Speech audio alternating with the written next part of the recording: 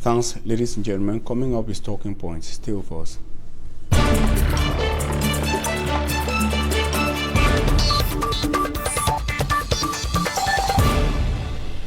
Thanks for joining us on Talking Points. We are receiving Apostle Ambe Valentine, our political analyst, and a clergy, Apostle Ambe Valentine. Thanks for accepting our invitation. Good evening, Armstrong. Good evening, viewers of Equinox and precisely Turning Point. It's a privilege to be here tonight again to deliberate heart-burning issues that concern our nation, Cameroon, Africa, and why not the world. You were early enough for news and you had the opportunity to follow our reports, most of our reports. What was the most striking issue? What caught your attention? It's the last page of the news concerning the area around Lindi. Municipal authorities are elected by the people to solve the problems that occupy particular vicinities. If individuals have been crying sins in the past regime of that particular locality for the roads to be amended or properly constructed, I think the municipal authorities in that environment should look into the case of the poor in Lindi and try to give them accessible roads to their various environment. Funny enough is that there are very good houses in that quarter, but unfortunately the road leading to the place is not good. I wonder the individuals who are living there, they got money to construct good houses, but they weren't able to construct the road leading to their house. So it's very amazing. Apart from a moral obligation, what other thing holds politicians responsible or ties them to the necessity of respecting campaign promises? One of the things that we ask politicians or expect from politicians is that they have to keep respecting their manifesto. The deception they bring most of the times to convince people and to hoodwink people to vote for them while they cannot respond to their manifesto is a disgrace to the political atmosphere of Cameroon. And that is the same manipulation that most mayors, parliamentarians do as far as their constituencies are concerned. They do a kind of politics whereby they dribble the people to vote for them and then they are kept aside or abandoned at the end. Meanwhile, grants are being given to them to carry out activities like small micro grants given to them to develop their communities, but they sit on such budget and the people are nowhere to be found. Funny thing is that they still come next time again with another manipulative statement and the people are still carried again, swept and brought into such manipulations, and then unfortunately at the end the people are still kept aloof. So I think that those who are voting people in power should start to look at what the man has accomplished first before thinking of voting the person again. That's why I once said that those who are supposed to be voted in power is not those who speak good English, but those who have been able to take something from a micro to a macro level. Maybe a business, an agricultural farm, an enterprise, or an institution, or probably an educational sector. You took it from crash and you raised it to a certain standard. If you are able to carry out leadership capacity in such minute level, it means when you are entrusted with a huge responsibility, the same skill you use at the micro level, you can see apply it at the macro level and create impact. That's leadership. Unfortunately, we see people who come up from nowhere and only construct good grammar like you put it there, and they begin to learn while in office. And of course, past the whole mandate, probably 5 years or so, their mandate learning. They're getting experts when they are already past gone their mandate. Their mandate, yeah. It's so frustrating because sometimes people are being hypnotized with the fact that if somebody can constructively put sentences in grammar effectively, the person is intelligent. That's a big lie. English is a borrowed language. And from statistics carried out, we've realized that the people in Cameroon who are financially viable, who've taken businesses from nothing to something, are not the doctors or the professors. We name the names of the Fosos, the Kaji de Foso, the Foso Victor, the Ngepis, the Sorekos, are not people who are too academically sound. They are people who have a mastery of the terrain. They instead end up employing those who have gone to school to come out as doctors and professors. What is the problem? Too much academia, no practicality. Somebody much of practicality, no academics. It's interesting. We would love to continue on that, but we have a burning issue we have to talk on today. Now, I want to talk the resolution of the U.S. Senate recently with you. You are a political analyst, a fine one for that matter, and we want to understand something. What my major concern here is, for the past years of the Anglophone crisis, we've had people saying, oh, belligerent parties in the crisis in the Anglophone regions of Cameroon, the government and separatists consider a ceasefire, lay down arms, give way to humanitarian aid agents, and so on and so on. But apparently, it looks like there is a major player in the Anglophone crisis, which is less known by majority of the people, but is very influential. I'm talking about France. I say so because France was also some sort of indicted by the recent resolution of the U.S. Senate. What is the role of France in the crisis in the North and South regions of Cameroon? So let me begin by quoting the very familiar proverb in Africa that if wishes were horses, even beggars would ride. We've been having wishes from different bodies across the world. Commonwealth has wished, Francophonie has wished, AU has wished, the British House of Lords has wished, the British House of Commons has wished, the US Congress has wished, and equally the US Senate just wished recently. And if we keep on living on wishes, I think nobody will ever achieve what he wants to achieve. If the American Senate with such authority and power can still be asking France, that is a partner to Cameroon, to use its connection with Cameroon to solve the crisis, I think that is a fallacy and a very big lie that can never manifest. I give you a simple analysis. America is playing the role of the world police, and it is rather unfortunate that people don't seem to understand that nothing can happen on Elder America saying something. He has to say America has to say something in order to prove to the world that he is not silent.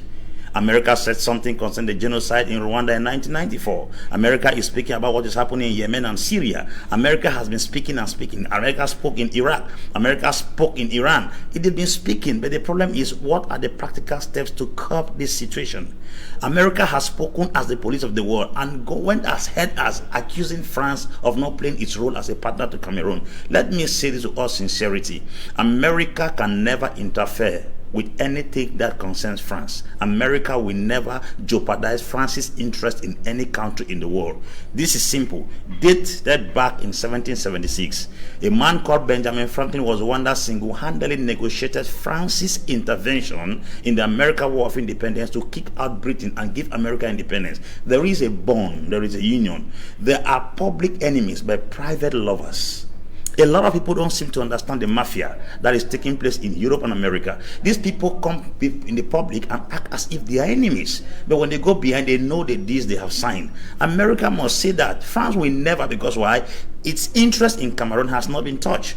Gold is being extracted, oil is being extracted, timber is still extracted. It has not touched him. But look at what happened in Mali when Boubacar Keïta was kicked out. France's interest in that particular region, the extraction of the gold mine in Mali, was blocked. Immediately, the UN Security Council the next day was summoned by Macron. For how many hours did it take France to summon the UN Security Council to intervene in Mali by asking the soldiers to go back to the barrack? Why in Cameroon? It's 4 years long.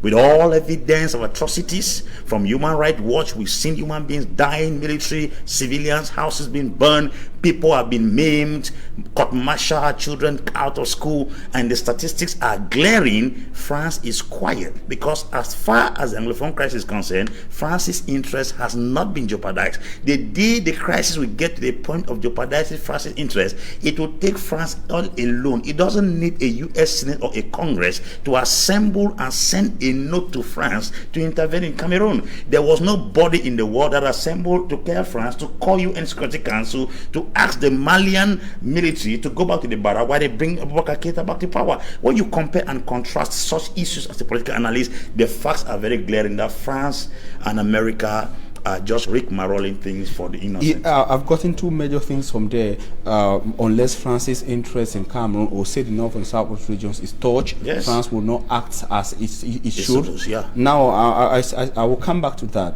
But about the case of Mali, that example, it's on a light note though. That example of Mali, is it not because Mali falls under those countries they qualify in French as Précaré Français? That's those countries, Francophone African countries, where France acts directly, probably why France did not wait for any other that is a security member country to ask it to intervene or to call on the US Security Council to go into Mali. The UN Security Council is made up of 5 members. Yeah. And as far as the UN Security Council is concerned, if France were to intervene in Mali, there was supposed to be a consultation with the rest of the other powers of the world. But France consulted nobody single-handedly. I have said that the United Nations is in Jangi house while others are playing, all right, and then the others are eating the Jangi. Now, your beautiful analysis gives the understanding that whatever the U.S. has come from the U.S., coming from the U.S. Congress, coming from the U.S. Senate, coming from the external relations organs of the U.S., the Foreign Secretariat of the U.S., is not real. It's not. That they are just acting. It's not. And I'm going to defend it. All right. I'm sitting here, I'm going to defend it. It's as simple as ABC. Like I said earlier, if we take analysis in Africa, tell me any situation in Africa, whether genocide, civil war, upheavals in nations, that the United Nations has actually stepped into it and brought a lasting solution. Remember, after the 1994 genocide in Rwanda, the United Nations sat down and made a declaration. I think Article something of the United Nations said another genocide will never occur anywhere in the world. That was the resolution they arrived at after the carnage and the inhumane destruction of human lives in the land of Rwanda. Why is it occurring now in Cameroon? Because as far as Cameroon is concerned, France seems to be like a headmaster over an institution called Cameroon. And since France's interest is protected in Cameroon, America cannot jeopardize. That's the reason why no matter how America maims Yemen, brutalizes Syria, and crushes Iraq, no other power will intervene. As I talk to you right now, the British government is trying to penetrate Uganda because they have discovered fuel in Uganda, iron ore and gold. They are using Bobby Wine, Robert Kagulani, Bobby Wine, to take power so they can be able to carry out activities. Museveni is standing now as a resistant force because he has asked the British government to establish a refinery if they're going to extract fuel from Uganda. So you discover that as far as the interest of these particular persons are concerned, it's like I'm beating my child in my house, you're not supposed to put your mouth in it. As in, the United States will not jeopardize its relationship with France by intervening directly or causing other UN security member countries to intervene in Cameroon. It will not. And for the UN to come to Cameroon or other key members to come, France's interest, consent. They have to give their consent. The consent of for UN intervention. Look at what happened to Omar el-Bashir. Because Omar el-Bashir was resistant to the imperialists. Okay, where does the solution to the crisis now lies? The solution to the crisis falls back to the Cameroonians, the elites of Cameroon. And I'll give you analysis. When Yahya Jammeh became a serious dictator in the land of Gambia, it took the effort of Adama Barrow, a young man that rose up in the political class, challenged the status quo, and then with the help of the ECOWAS, if we had a good bloc like Semak, because Semak was asked to intervene, AU was asked to intervene, US Security was asked to intervene, as well as France was asked to intervene in the Cameroonian case. But you see, all the members of Semak are guilty of one crime or the other. You can't have a peck in your eye and you want to remove love from your neighbor's eye. Is it David Just Pobia? Is it Ali Bongo Ndimba? They are all guilty of one crime or the other. And the criminal will never be bold enough to point another criminal's crime. So you get down now, you understand now, you go to Rwanda after serious genocide people dying there. It was Paul Kagame that rose up in the land of Rwanda and solved the crisis. All these bodies were existing. La Francophonie was there, Commonwealth was there, AU was there, UN was there, European Union was there. Where were they? Nobody. In 1993 in Burundi, there was a civil war. Pierre Nkurunziza and Evariste Ndayishimiye, they fought against this person in power who was there. Sorry, I'll get to the name. They fought till 2005. That was the post stop the situation there. Okay. So you realize that if you go around Africa, everybody is fighting. Mali has taken power now because why? The military rose up. Yes, to take power from the president. It wasn't the international community. So where has the international community intervened in Africa? Thanks very much. An interesting analysis there from political analyst Apostle Ambe Valentine. We hope to have you again. You know, we got up by time, but it's interesting. We hope our people got it. Ladies and gentlemen, thanks for your keen attention. Still with Equinox Television.